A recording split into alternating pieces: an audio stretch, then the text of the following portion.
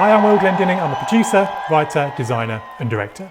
And this is the second part of a two-part video series looking at how you, if you're an event supplier, that is you supply goods or services to the event industry or the event sector, how you have an enormous opportunity. In fact, it's more than an opportunity. Your expertise has never been more in need than it is now. If you've not seen the first video of this two-parter, please watch it. There's a link to it in the description. In summary though, we're looking at filling the enormous knowledge gap that exists in all the hundreds or thousands of organisations that produce and create live events. Your audience for this knowledge are the thousands of producers, account managers, project managers, designers, creatives and others who are designing, specifying or creating events for themselves, their organisations or their clients. Most are currently doing this without even a basic knowledge of theatre or stagecraft and the technical and logistical crafts that make them happen.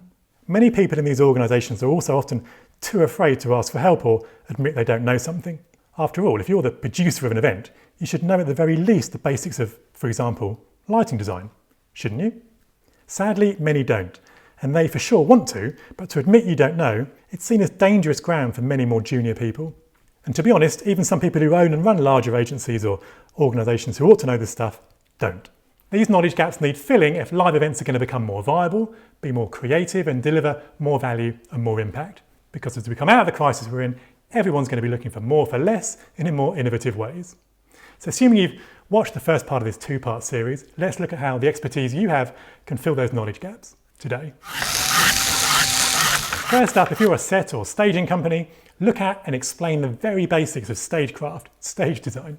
Upstage, downstage, stage left, stage right, what a proscenium is, and all the rest of it. The absolute basics, so people can better articulate what they're looking to achieve. Another large issue is the number of people who work or have only worked in 2D and are designing events and exhibitions on screen, again in 2D. Enlighten them with knowledge of the third dimension and how this is best considered. Talk about time too, how things can change and transitions.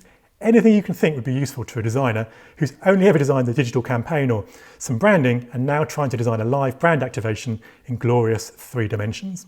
Explain how sightlines need to be considered and other key design considerations. Look at traditional stages, stages in the round, runways and all the rest of it.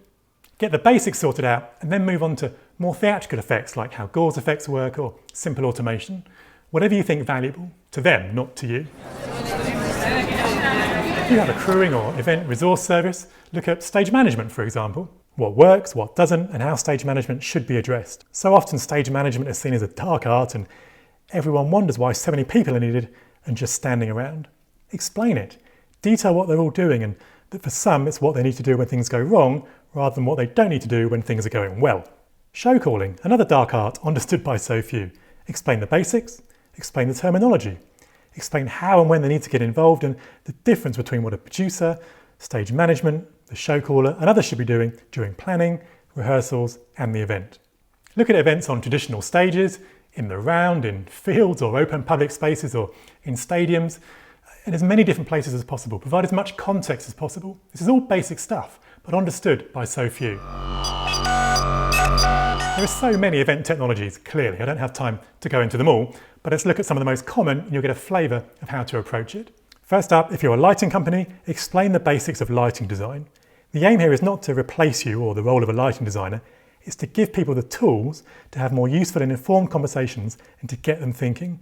Explain a little about different lights, how to light different scenes or environments, talk about the subtler side of things like shadows and shade, whatever you think is worthwhile. Maybe even discuss how to choose a lighting designer. Then look at how lighting setups work, what goes in the gap between an electrical supply and the lamps themselves. Lighting desks, dimmers, control, the cabling and distribution and all the rest of it. Explain the basics. How does it work? What does it look like? How big are these things? People will find this useful. If you're a sound company, again, explain the basics of sound design. The things you find yourselves explaining time and time again, from how you can't stand in front of a speaker with a microphone, the different types of microphones, how to cover an audience with sound, foldback, in-ear monitors, the basic stuff. Then explain the equipment setup. What's in the gap between a microphone and the loudspeaker? Cables, which sort? Wireless technology, desks, multi-cores, amplifiers, mains distribution and cabling. What does this all look like? How is a basic rig wired, set up, sound checked and operated? If you're a video company, explain how projectors work, the different types and how to line them up. You could even show the old school method too. Understanding how projectors with their different coloured light sources of old are lined up explains the science behind the technology now taken for granted. Demonstrate how LED screens work, what different resolutions are used for, how they link together, and anything else you can think of. Camera rigs, how do cameras work and link together, and how are they controlled? How should camera setups be designed for different types of events?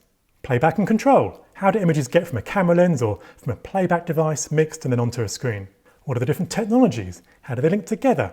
Who operates them? What does all this stuff look like? But keep it simple. You're not training your staff here, you're giving people enough information to create and design events more effectively or creatively, and giving them the tools and the language to be able to articulate things to their colleagues or clients. Rigging, if you're a rigging company and you're getting the picture now, what are the basics of rigging? Rigging points, hoists, hardware, truss, and how all this comes together.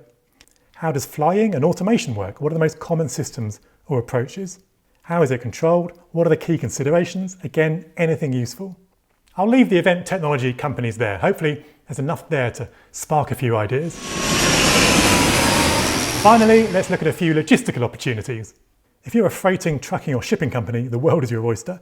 So little is understood and everyone thinks they're an expert, and few people understand the difference between a traditional logistics partner and one who specialises in events. Explain the basics of how sea freight works, how air freight works and how trucking works. Explain how customs, import, temporary imports, exports, fees, bonds and other bureaucratic necessities work. Again, this is not to replace your role, it's to help people explain how things work. Help people to help themselves and you. Maybe sort out answers for the questions you get 100 times a week and are fed up of answering, but keep it positive.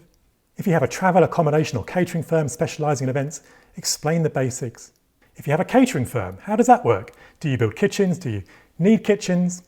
How do you approach catering for crew, for guests, for delegates and for VIPs, and any other scenarios? Look at your specific area of expertise or niche and talk about what people really should know before they pick up the phone to you.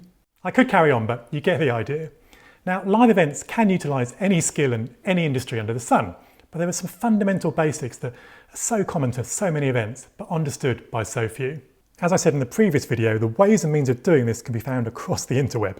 But as we emerge from this crisis, brands, agencies and governments are going to want to buy better, find the most appropriate creativity and generate more value. Without the basic knowledge we're talking about here, this has always been an issue, and now never more so. This is your opportunity to lead from the front. And remember, this is not about selling, it's just about helping. There has never been a better time, there has never been a greater opportunity, and there has never been a greater need for your knowledge and for your expertise. These two videos should have given you enough inspiration and thought-provoking ideas to demonstrate both the opportunity and how to help others and yourself at the same time. I welcome your thoughts and happy to take questions. Thanks for your time, thanks for watching, and I'll speak to you again soon.